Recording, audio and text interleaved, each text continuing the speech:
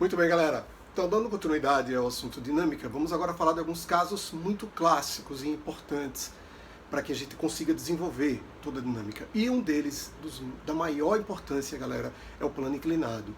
O plano inclinado nada mais é do que uma rampa, tá certo? Vamos fazer aqui uma pequena experiência para vocês entenderem uma coisa. Olha só, eu tenho aqui o meu mouse, certo?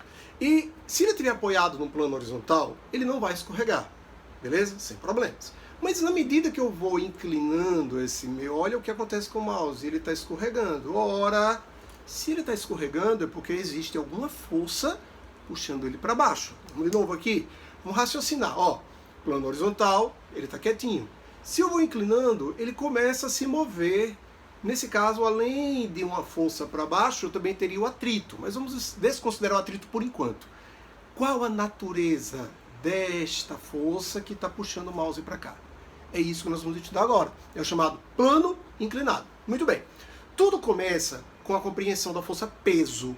Todo mundo lembra que nós já vimos uma aula anterior o que é força peso. Inclusive está aqui, né?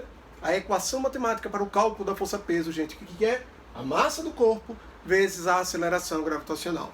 E como é que atua a força peso? Lembre-se que a força peso, mais uma vez pega nos nossos pincéis aqui que sempre sofrem, é quando eu solto o corpo e ele naturalmente é atraído para o centro do planeta. Essa força é a força gravitacional, que puxa todos nós, todos os corpos para o centro do planeta. No nosso caso, o planeta Terra. O cálculo desta força é pegar a massa do corpo, multiplicar pela sua aceleração gravitacional. Isso nós já vimos, uma breve revisão. Beleza. Então a origem de tudo é esta força-peso. É ela quem nós vamos utilizá-la como matriz e base para compreender o que acontece com o corpo escorregando numa rampa. Atenta, tudo bem? Então vamos para cá agora, gente. Olha para isso. Esse desenhozinho que temos aqui. A nossa rampa. Observe que ela forma um ângulo θ aqui embaixo, né, com horizontal. Esse ângulo é muito importante, daqui a pouco nós vamos voltar a ele. Mais uma vez, observe que a força-peso, ela está desenhada aqui nesse momento. Esse é o peso, puxando para onde? Para o centro do planeta. Observe que elas formariam um ângulo 90 graus com o plano horizontal. Isso está bem nítido ali no nosso desenho. Então a força-peso sempre é desenhada desse jeito, tranquilamente. Tem uma outra força que já está representada ali, que é a força normal. Também nós já vimos o que é a força normal, lembra bem? A força normal é aquela força que o apoio, a superfície, reage sobre o corpo. O corpo comprime o plano e a força normal é a reação da superfície sobre esse plano. Digamos que são essas duas forças que interessam e que já estão representadas ali. Então, de novo, o nosso desenho, vem comigo, peso normal. Cássio, e aquelas outras duas forças? Pronto. Aquelas outras duas que estão representadas ali são as projeções ortogonais do peso. Como assim ortogonais? Formando 90 graus. Lembra de projeção de vetores que nós já estudamos? Você tinha um vetor e fazia a projeção dele no eixo X e no eixo Y. É exatamente isso que nós vamos fazer agora com a força peso. Vamos lá, comigo de novo. Essa é a força peso. Eu vou fazer a sombra dela no eixo X. Olha ela aqui. P índice X. Lembra da sombra? Você fez uma sombra aqui e determinou essa força PX. Observe que eu fiz uma outra sombra para cá, que é a outra projeção. É o P índice Y. Observe que eu tenho ali representados os eixos X e Y. Naturalmente, eu chamei de projeção no eixo X, PX. Projeção no eixo Y, P índice Y. Essas duas forças são as projeções do peso. É como que eu peguei a força peso e dividi em duas, entende, gente? Eu peguei essa força e dividi em duas. Essas forças Px e Py é o que eu vou usar a partir de agora. Uma coisa muito importante que você tem que observar aqui é que essa força, observe bem que nós temos aqui, essa força foi dividida em duas e agora nós temos ali dois triângulos. Agora vamos para a partezinha de matemática dessa história. Eu falei a vocês que tinha um ângulo θ aqui, não foi? Por razões matemáticas, questões de semelhança de triângulos, nós temos que esse ângulo θ aqui é o mesmo aqui. Esse com esse é fácil de você perceber, são alternos e internos. Todo mundo lembra que eles são iguais. Beleza? Eu tenho dois triângulos retângulos aqui, minha gente. Ó, tá vendo um ângulo reto aqui, ó? E eu tenho outro ângulo reto aqui, beleza? Então eu tenho triângulos retângulos e eu posso aplicar relações trigonométricas do triângulo retângulo. Ora, matemática mais uma vez. Então eu vou aplicar aqui seno e cosseno para esses dois triângulos. Quem é seno? Matemática agora. É o cateto oposto pela minha hipotenusa. Quem é o meu cateto oposto de θ, galera? É o P índice X. Olha lá, aquele vetorzinho que a gente fez na projeção. Apareceu. Quem é a minha hipotenusa? Tá vendo que esse triângulo retângulo, a hipotenusa, que é o lado maior, está de frente para o ângulo 90 graus, é o meu peso.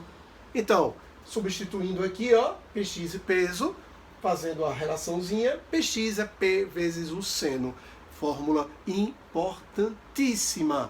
P índice X, que é justamente esta força que está puxando esse mousezinho para baixo, é o P índice X. Como é que ele é calculado? O peso desse corpo vezes o seno do ângulo formado aqui.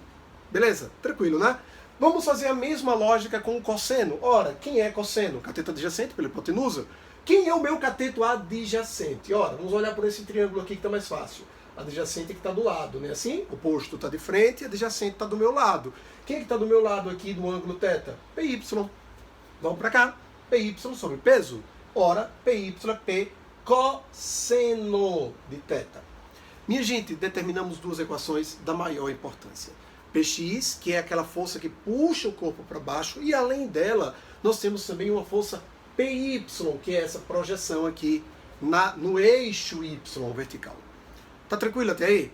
Massa. Vamos para cá mais um pouquinho, que agora nós vamos aplicar, olha só, para o eixo X, vou até colocar aqui em cima, ó, eixo X.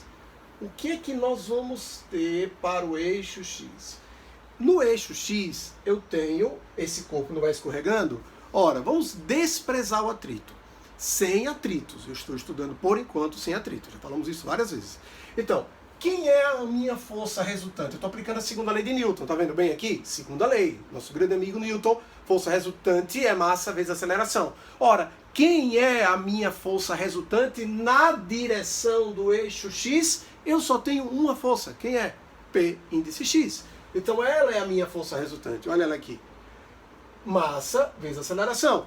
Acabamos de deduzir. Quem é meu Px? Olha ele aqui, galera. Substitua esse Px aqui. P vezes seno. Mas nós sabemos que peso quem é? mg. Vamos substituir aqui a peso como m vezes g.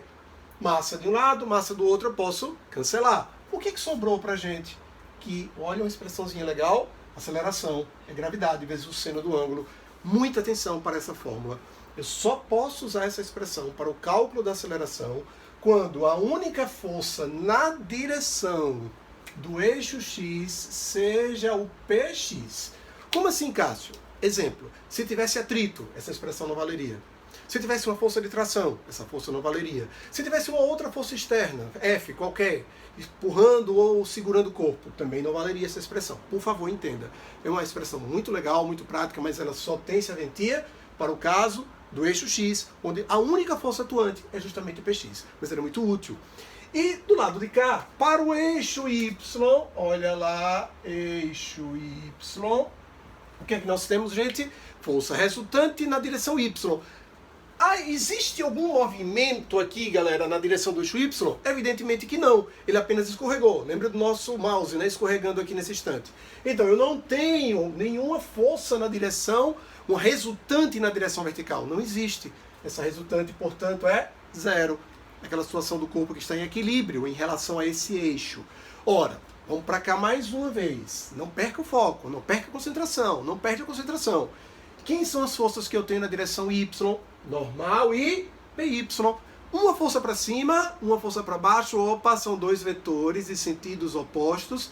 Como é que a gente tira a resultante? Isso mesmo, vocês estão craques. Normal é menos PY, N menos PY subtrai igual a zero. Afinal de contas, a resultante é zero. Todo mundo está vendo que é normal, portanto, nesse caso, é igual a P índice Y. Olha lá, normal, nesse tipo de problema de planos inclinados, a normal é igual ao PY. Minha gente, esse tópico é muito importante. Peço que você revise a aula, estude mais uma vez, veja suas dúvidas, porque é um tópico que será muito relevante para o desenvolvimento do nosso assunto. Beleza, galera? Abração, a gente segue já já com exercícios sobre plano inclinado.